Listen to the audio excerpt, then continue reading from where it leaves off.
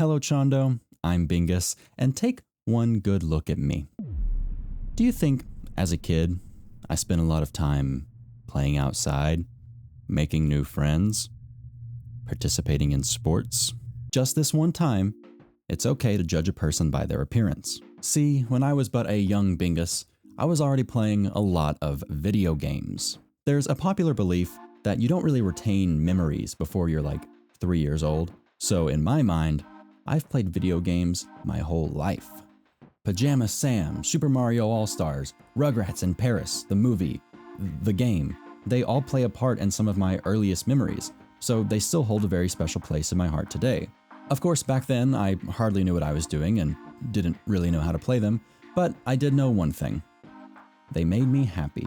But there's one game that, when I look back on, I feel very strangely about. I don't really recall enjoying it, yet I played it time and time again. I don't really think it made me happy, like Mario 64 did, yet it didn't necessarily upset me either. It's a game that, to everyone else, is probably pretty innocuous. It doesn't have a controversial aesthetic or an unwelcoming atmosphere.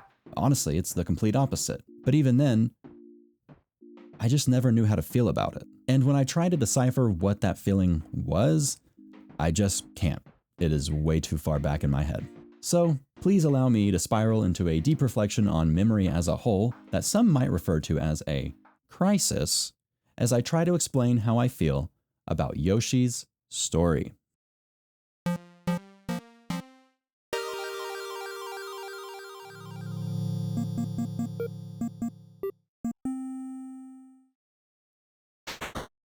First, I feel like you need to know a little bit about me before I can elaborate properly. So, hello, I'm Bingus. Again, I'm a spry young man full of whimsy, looking to share joy and information through convoluted video essays. My hobbies are best described as making things and playing things. I've been on the internet since before I could spell, asking my mom to type in legostarwars.com so that I could play cool Flash games. And even though I grew up in the mid-2000s, I spent most of my time interacting with technology from the decade before. Whether that was various Game Boys or a Super Nintendo, I was always finding some way to entertain myself with the consoles that my siblings had grown past. But the one that left the most impact was the Nintendo 64. Our household stuck with every Nintendo console, but for some reason skipped the GameCube. So before the Wii, I thought that the Nintendo 64 was the absolute height of performance and graphics. I was also eating a lot of chapstick, so I may have been wrong on just a couple of things. Of course, a few years later, when Nintendo released the Wii, all the cool kids had a Wii. So we bought a Wii, which was basically a GameCube with motion controls. But for those few years where I didn't know any better, the Nintendo 64 was magic. Banjo-Kazooie, Wave Race, Donkey Kong 64. All games I loved to play while hardly having motor controls. I think the pretty colors and funny noises were all that I needed. And never before has a game had as many pretty colors and funny noises as Yoshi's Story. This is the copy that I played on. It's my brother's. Don't tell him that I have it. But I also found this one. I didn't play this one. I can't play this one. This is a Japanese game. And I don't have a Japanese Nintendo 64, but the art is really cool. Look at that. That is so much cooler than what America got. I mean, it's definitely a vibe, but I have a favorite. When you launch the game and see the Nintendo logo, there's no pretty colors. Where are the colors? Nintendo. Then we get to the title screen, and whoa, it has them all. Green, magenta, yellow, red, cyan, purple, blue, green again, and tan. And then, while you're distracted by the pretty colors, you hear the funniest noise you've ever heard. After a minute of waiting, the game opens to a pop-up book with drawings in an art style reminiscent of Yoshi's Island. Here you get the plot to the game. Out of the blue, the island fell, darkened by an evil spell. The blink of an eye was all it took, and the island became a storybook. The super happy tree vanished too, and once happy Yoshis began to stew. Only baby Bowser could be so mean to ruin the happy Yoshi's dream.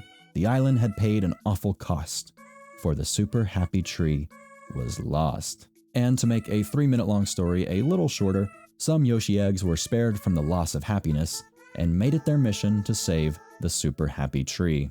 Most of the game is portrayed as an arts and crafts project, which would pave the way for later Yoshi games. The world's made of everyday items, the UI is a chalkboard, and the level select follows the pop-up book design. These are all very intentional and creative choices that show a dedication to this game having a consistent and appealing presentation. And it was totally lost on me as a kid. It's not until looking back that I'm able to see all these real-world objects and recognize what they are.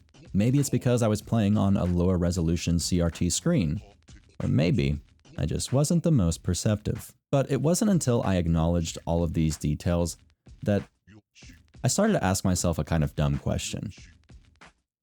Was this game made for kids? The popular opinion about this game's difficulty is that it's pretty low. Of course, it was all the same to me back then, but upon revisiting it, yeah, it's pretty easy.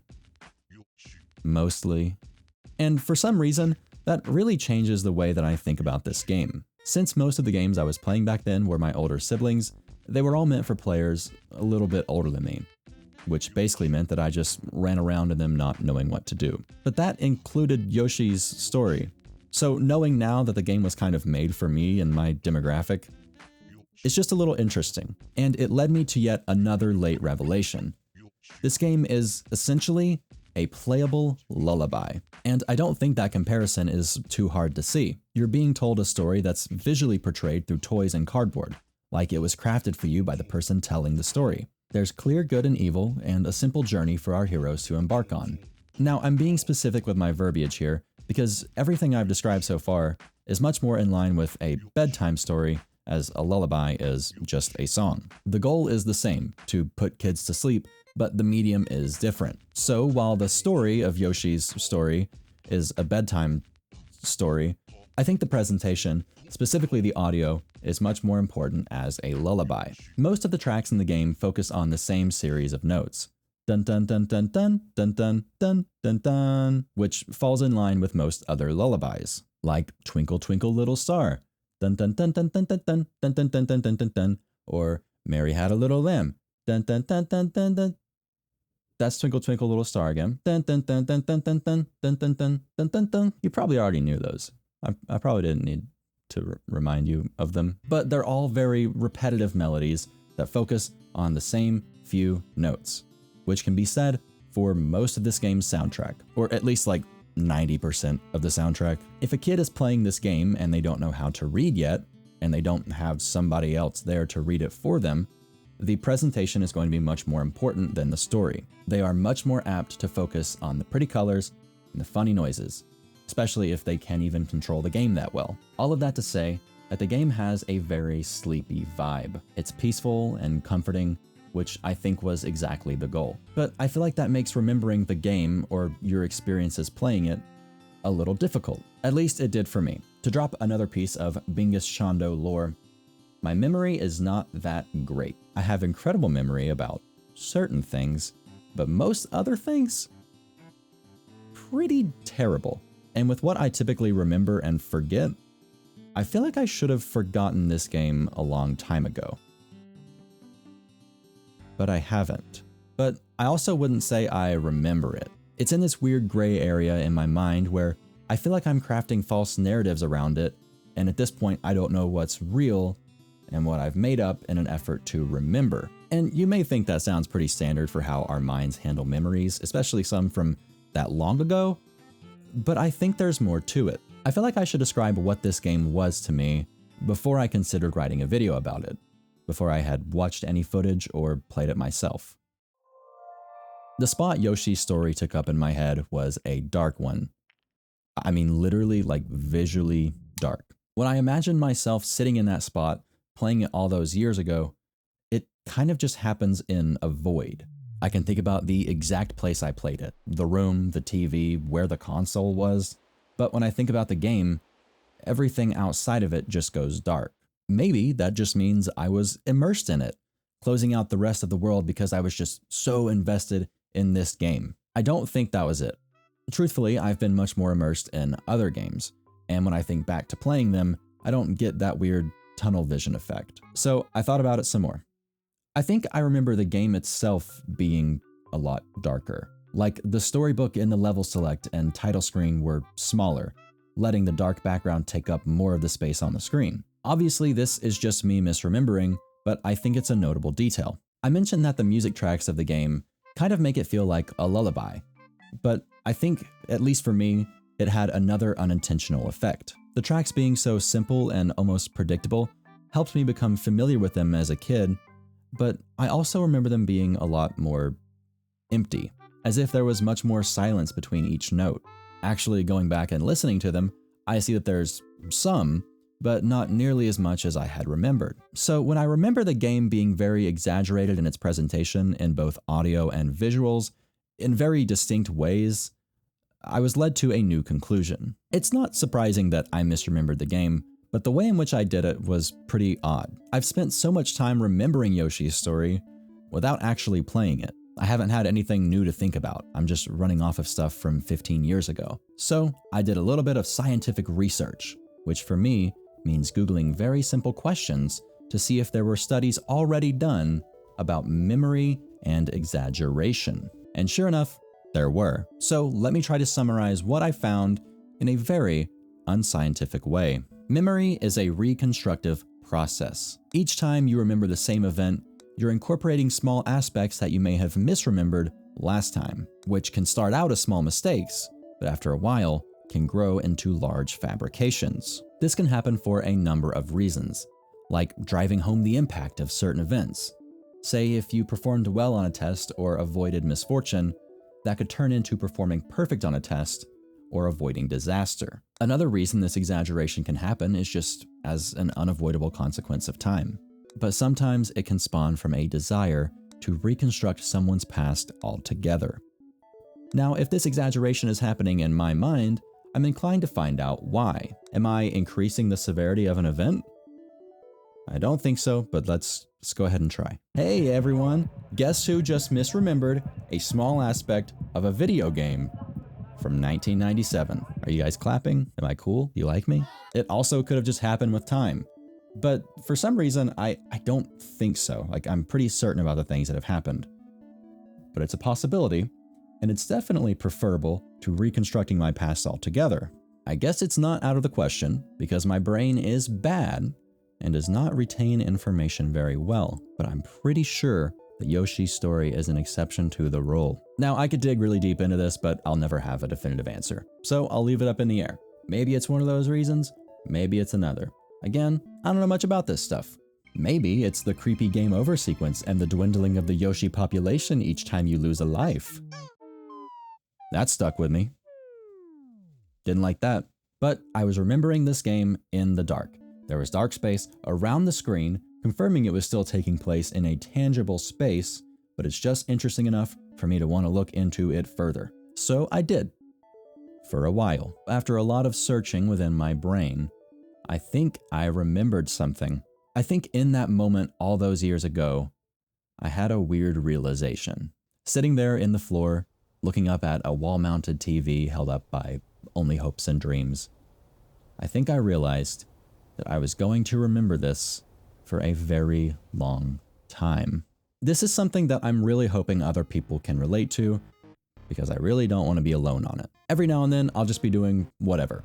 Sitting, walking, watching something, and I'll just have this aha moment where my brain almost tells me that for one reason or another, I'm never gonna forget this, which I feel like some people would interpret that as for some reason like my mind's telling me that something is important, but it's usually pretty mundane. Honestly, it usually happens when it's dark outside, I'm pretty tired, and absolutely nothing else is going on. I have several things in life that I can't explain at all, but can pinpoint so well, which is why I really hope someone else can vouch for this kind of thing happening. But I think one day just playing Yoshi's story was the first time I experienced that. And even then, in a truly ironic fashion, my memory of that moment is fuzzy. I think the next logical step after all of that is to ask why, right? Like, why did my mind choose this event to remember? Why am I thinking about it now? Why does it revolve around Yoshi's story? I don't really have the answers to any of those questions, which is why it's been so frustrating to try and remember this game. I've broken it down completely and rebuilt it into a more digestible series of thoughts, but I still just can't do it. And that is not satisfying. It's not a satisfying end to the video, and it's not really a solution to this problem that I'm having. But what even would be? Do I need the magic school bus to pass through my cerebral cortex and go into my hippocampus with a camcorder so they can show me exactly what's going on? Miss Frizzle, can you do that? Can you do that for me, please? I mean, really, if I could see this memory, what would I do? Would it further cement the weird place that this game takes up in my brain? Would it fix the problem? What if my memory was wrong?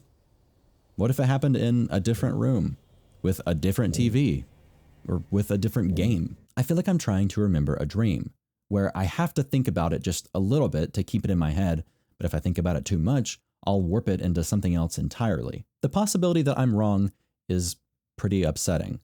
But if I think about how memories can change, there's no guarantee that I didn't change this one years ago. What if this whole journey was based off something I've already misremembered and reconstructed from the ground up? I know it's not.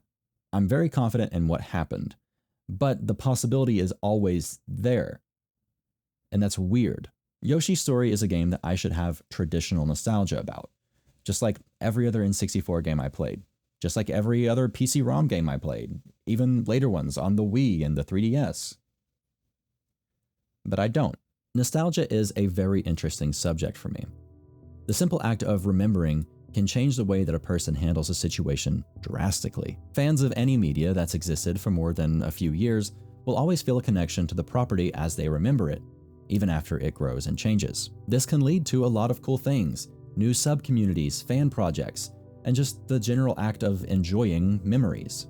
But there's another product of nostalgia. Sometimes people use these memories to justify more negative viewpoints, claiming that this thing they like should have never changed. It should have stayed this way, the way that they know it to be, which, don't get me wrong, is a perfectly okay opinion to hold. But the way that some people choose to share this emotion results in attacking individuals who enjoy the newer property or those behind it. And that's pretty upsetting.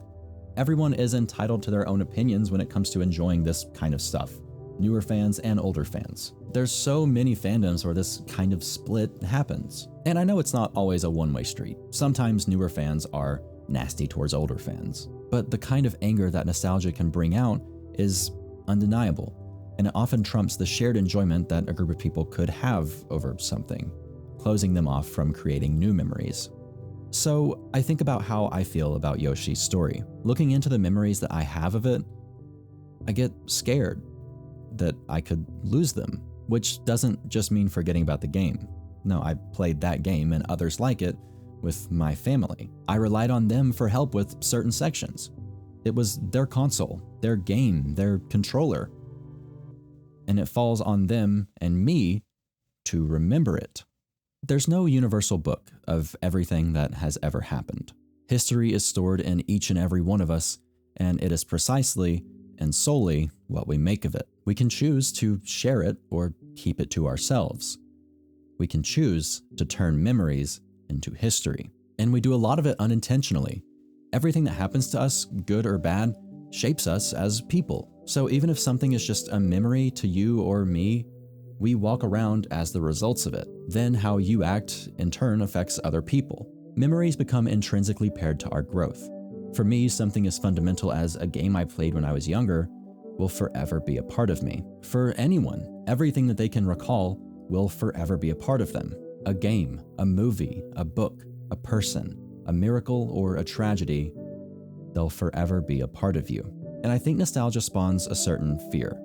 A fear that if you don't remember this certain thing, you're losing something that makes you, you. If I forget this game, maybe I won't be who I am anymore. Maybe that's why my mind told me to remember it all those years ago. Maybe sharing this video is a subconscious effort to make sure that that part of me is cemented in history rather than just my memory. Maybe the darkness that I created in my memories of Yoshi's Story weren't the game's fault, but rather a prediction of this fear. A fear of forgetting.